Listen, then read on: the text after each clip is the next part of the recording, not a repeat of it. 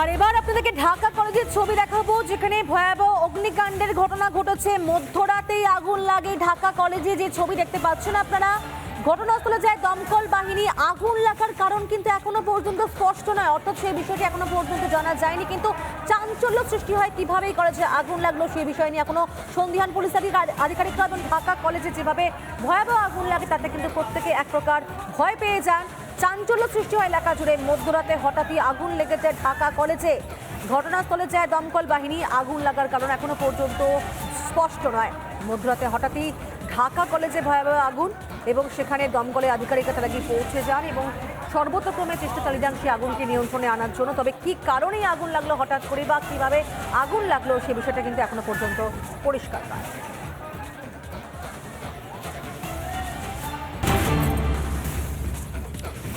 আর এই মুহূর্তে যে আপডেট আপনাদেরকে জানাবো, সনাতনীদের আন্দোলনে কাঁপছে মৌলবাদীরা। হিন্দুদের গর্জনে কিছুটা হলেও, মানে অল্প অল্প করে হলেও পিছু হটছে ইউনূস সরকার। হিন্দুদের আন্দোলনের চাপে ক্রমশ নত হচ্ছে বাংলাদেশ পুলিশ। চিন্ময় কৃষ্ণ প্রভুর প্রতি আচরণে পরিবর্তন।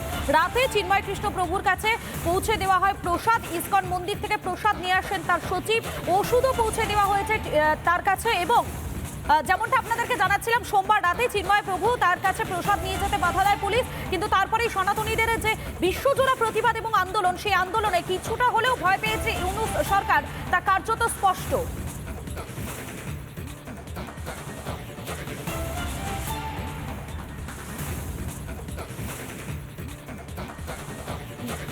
আমি সরাসরি চলে যাবো, আমাদের সঙ্গে নিউজ রুম থেকে রয়েছেন আমাদের প্রতিনিধি কিশলয় রয়েছেন। কিশলয়, সোমবার রাতে একটা ছবি আমরা দেখেছিলাম, সোমবার রাতে একটা অভিযোগ আমরা শুনেছিলাম যে চিন্ময় কৃষ্ণ প্রভুর কাছে খাবার, অর্থাৎ তিনি যে প্রসাদ গ্রহণ করেন সেই প্রসাদ পৌঁছতে দেয়নি বাংলাদেশের পুলিশ। এবং আজকে যে খবরটা পাওয়া যাচ্ছে তাতে কার্যত এটা স্পষ্ট যে হিন্দুদের ক্রমাগত আন্দোলন, ক্রমাগত প্রতিবাদ, এই ক্ষোভ, তাতে একটু একটু করে পিছু হটছে মোহাম্মদ ইউনূসের সরকার। একদমই মনে করে দেখো, প্রথমবার মধুকল্পিতা যখন তাকে নিয়ে যাওয়া হয় টেনে হিচড়ে একটি গাড়ির মধ্যে পোড়া হয়, সেই গাড়িতে করে নিয়ে গিয়ে তাকে রাখা হয় ডিবি অফিসে ঢাকায়। গোটা রাত্রি তাকে প্রসাদ পেতে দেওয়া হয়নি, প্রসাদ পৌঁছে দিতে দেওয়া হয়নি, তার কাছে ওষুধ পৌঁছে দিতে দেওয়া হয়নি। সকালবেলা এক বাটি মুড়ি আর একটা কলা দেওয়া হয়েছিল, অর্থাৎ এক প্রকার মানসিক এবং শারীরিক নির্যাতন অত্যাচার করা হয়েছিল। কিন্তু হিন্দুদের গর্জনে, হিন্দুদের প্রতিবাদে, হিন্দুদের আন্দোলনে যেভাবে রাস্তায় নেমে সিংহের মতো প্রতিবাদ করেছে হিন্দু প্রতিবাদীরা এবং সনাতনীরা এবং ইসকন ভক্তরা, তার ফলে এবার যেন পিছু হটছে ইউনূস সরকার এবং বাংলাদেশি পুলিশও যেন আস্তে আস্তে নরম হয়ে যাচ্ছে। তারা অনুমতি দিল প্রসাদ নিয়ে যাওয়ার, 1 নম্বর। 2 নম্বর, তারা অনুমতি দিল ওষুধ নিয়ে যাওয়ার।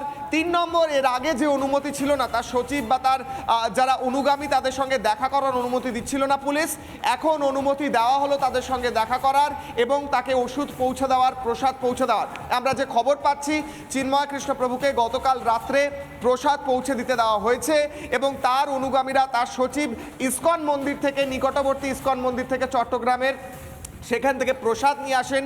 কি কি নিয়ে আসা হয় সেই লিস্ট এখনো আমরা পাইনি, যেহেতু আমরা একেবারে চেক করে, বারবার রিচেক করে একদম সঠিক খবর পৌঁছে দিচ্ছি, তার জন্য সেই খবর কি কি তিনি পেয়েছেন রাত্রে সেটা আমরা আর খানিকক্ষণের মধ্যে দেব। তবে এটা নিশ্চিত করতে পারি যে গতকাল রাত্রে ভালো রকমের প্রসাদ তার জন্য নিয়ে আসা হয় মন্দির থেকে, শুদ্ধ সাত্ত্বিক প্রসাদ, এবং তার সঙ্গে ওষুধ নিয়ে আসা হয়। সেই ওষুধ এবং প্রসাদ তার কাছে পৌঁছে দিতে দেওয়া হয় এবং এই মুহূর্তে গতকাল রাত্রে প্রাথমিকভাবে তাকে নিয়ে আসা হয় চট্টগ্রামের ডিবি অফিসে, কোতোয়ালি থানায়, এবং সেখান থেকে বের করে রাত্রিবেলা নিয়ে আসা হয় চট্টগ্রামের জেল রোডে, সেন্ট্রাল জেলে, লালদিঘির পাড়ে। সেইখানে তাকে এই মুহূর্তে রাখা হয়েছে। তার কাছে প্রসাদ এবং সমস্ত রকম যা প্রয়োজন সেগুলো পৌঁছে দিতে দেওয়া হয়েছে। 1 সেট কাপড়ও পৌঁছে দেওয়া হয়েছে তার কাছে, যিনি গেরুয়া পরেন সেই গেরুয়া কাপড় আরও 1 সেট পৌঁছে দেওয়া হয়েছে চিন্ময় কৃষ্ণ প্রভুর কাছে, এমনটাও খবর পাওয়া যাচ্ছে।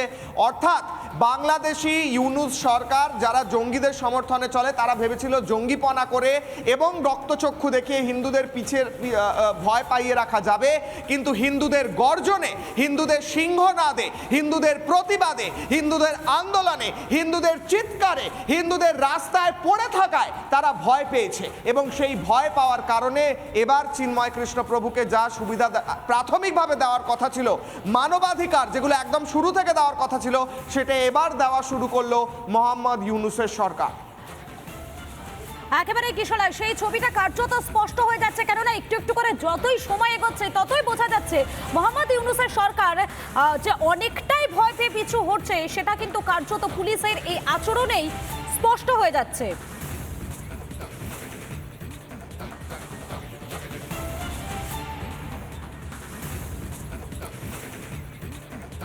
আমি আরো একবার সরাসরি কিশোরের কাছে চলে যাবো। কিশোর, এই যে হিন্দুদের আন্দোলন, যে আন্দোলনে ক্রমশ চাপে নত হচ্ছে বাংলাদেশ পুলিশ, তাতে কিন্তু কার্যত একটা বার্তা স্পষ্ট, হিন্দুরা, সনাতনী হিন্দুরা তারা বাংলাদেশের মাটি আঁকড়ে লড়াইটা করে যাওয়ার যে বার্তা, সেটা কিন্তু কার্যত তারা দিয়েই চলেছেন, এবং তার ফলস্বরূপই বাংলাদেশ পুলিশের এই নরম সুর।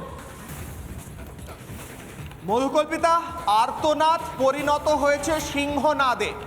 আর হিন্দুরা পিছিয়ে থেকে ভয় পেয়ে দেওয়ালে পিঠ থেকে আছে এমনটা নয়, তারা চিৎকার করছে রাস্তায় দাঁড়িয়ে নিজেদের প্রতিবাদ, নিজেদের অধিকারের জন্য প্রতিবাদ জানাচ্ছে, নিজেদের অধিকারের জন্য, এবং সিংহনাদ করছে, গর্জন করছে।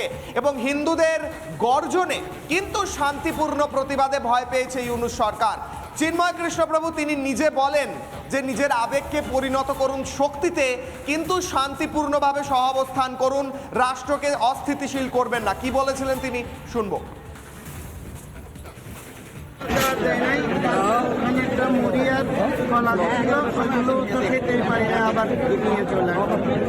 আমি এখন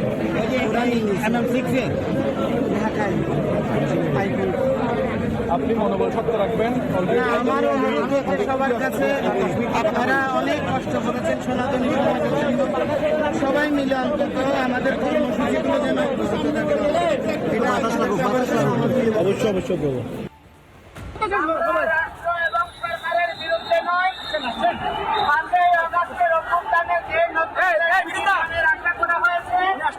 আমরা সনাতনীরা তার অংশীদার, রাষ্ট্র অস্থিতিশীল হয় এবং শান্তিপূর্ণ সহাবস্থান নষ্ট হয়। আমরা এরকম কিছু করবো না। আবেগকে সংযত করে, আবেগকে শক্তিতে পরিণত করে শান্তিপূর্ণ আন্দোলন করবেন, এবং আমাদের 8 দফা দাবি মৌলিক দাবি, এটা অযৌক্তিক দাবি নয়, এটা পরিপূরণ না হওয়া পর্যন্ত আপনারা আন্দোলন চালাবেন। কিন্তু দয়া করে রাষ্ট্রের স্থিতিশীলতা এবং পরস্পরের সৌহার্দ্যপূর্ণ অবস্থান, এটাকে গুরুত্ব প্রদান করবেন, এটা আমি আপনাদের সবার কাছে আশা করছি।